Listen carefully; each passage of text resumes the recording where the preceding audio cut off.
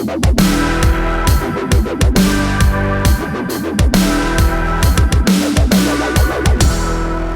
you guys know this handy trick about a speed square? So a speed square is an excellent little tool for drawing a 90-degree line to an edge. While it is fairly common knowledge, a lot of people actually still don't know what these numbers on the edge mean. So I can take my speed square and butt it up right against this edge of this board, and I can draw a 90-degree line. But what if I wanted to make an angle at a specific degree? You see here where it says pivot? You can pivot this speed square along this point and draw a line. For example, here's a 30, and I can line this 30 up with the edge of the board and draw my line right there. So now this is 30 degrees, and this would be 60 degrees. You can obviously use any number here that you want for whatever angle that you need.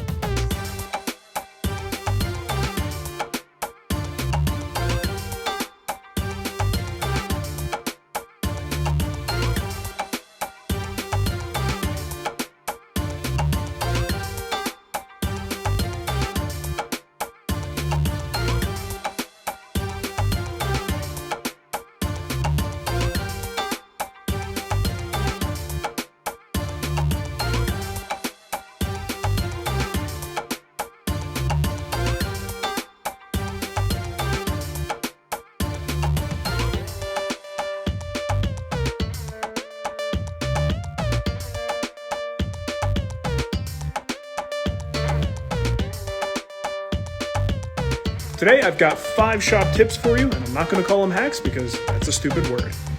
If you have decent height ceilings, go high with storage. I've got shelves all over the shop for things that I don't use very often. Go vertical, you'll save a lot of space. You can increase the functionality of drawers by adding an extra little tray like this one for things that aren't that tall. I've got a video on my website if you want to see me make something like that. Garbage cans can be a pain in the butt to empty, so go ahead and get yourself a mobile base, or make one with some casters. Definitely saves a lot of back pain. If you have a lumber rack in your shop, position it near the door because that's where it comes in, and it's a shorter trip that way. Hey George, you know those bulky plastic cases that come with tools?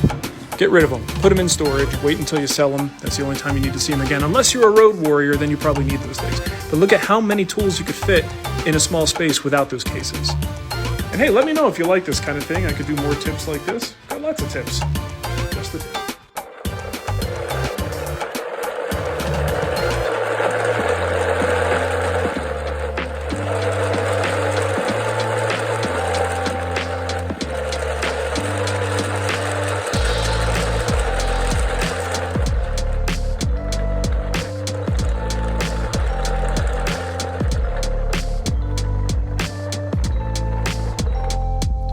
Yeah, sorry, but clutch is kind of broken right now. Anyway, I'm building something way more advanced than this old primitive piece of junk. If you want to see the build process, follow my YouTube channel linked directly under my TikTok profile.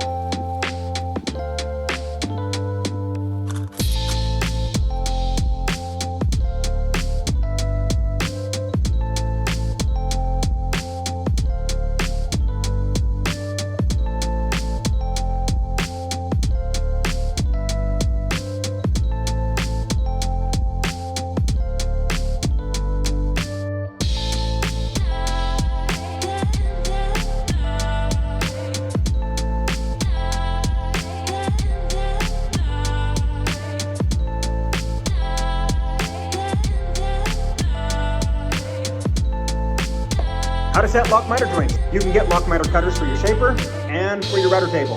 And there's 4 things you need to know. The thickness of your wood, half the thickness of your wood, the height of the blade off the table, and the position of your fence. First thing you want to do is measure the thickness of your wood.